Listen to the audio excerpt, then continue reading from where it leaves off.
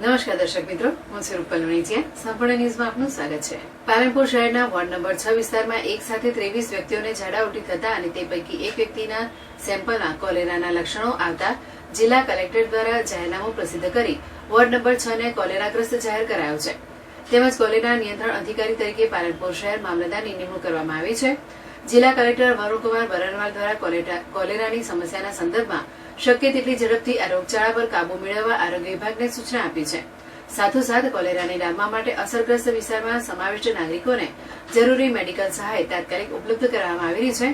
આરોગ્ય વિભાગ દ્વારા કોલેરાગ્રસ્ત વિસ્તારની રૂબરૂ મુલાકાત લઈ ત્વરિત કાર્યવાહી હાથ ધરવામાં આવી છે.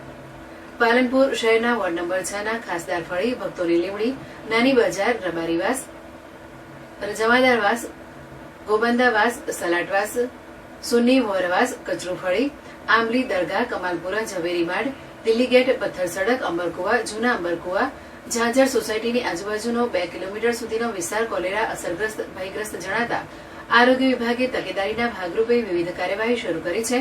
જેમાં રોગચાળાની અટકાયતી કામગીરી અંતર્ગત આ વિસ્તારના 916 ઘરની 4667 લોકોનું સર્વેક્ષણ હાથ ધરવામાં આવ્યું છે. 11500 ક્લોરિનેશન ટેબ્લેટ અને 1658 ઓઆરએસના પેકેટનું વિતરણ કરવામાં આવ્યું છે. આરોગ્ય વિભાગ દ્વારા આપવામાં આવેલી માહિતી અંતર્ગત અત્યાર સુધીમાં 155 કેસ નોંધાયા છે, જેમાંથી એક વ્યક્તિનું મરણ થયું છે. હાલ 10 દર્દીઓ સારવાર હેઠળ છે. કુલ 23 લોકોના ઝાડાના નમૂના લેવામાં આવ્યા છે, જે પૈકી એક પોઝિટિવ આવેલ છે.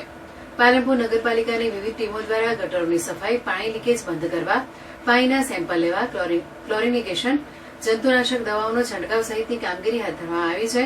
તેમજ આ વિસ્તારના પાણી, પૂરી પકોડી અને ખુલ્લામાં વાસી નાસ્તો વેચવા પર સખત મનાઈ ફરવામાં આવી છે. જે કોઈ પકડાશે તેની સામે નગરપાલિકા તંત્ર દ્વારા કાયદેસરની દંડાત્મક કાર્યવાહી કરવામાં આવશે. તંત્ર દ્વારા લોકોને ઉકળતા પાણી ઉકાળીને પીવું તેમજ સ્વચ્છતા રાખવા અનુરોધ સાથે કોલેરા સામે લોકજાગૃતિની કામગીરી કરવામાં આવી રહી છે.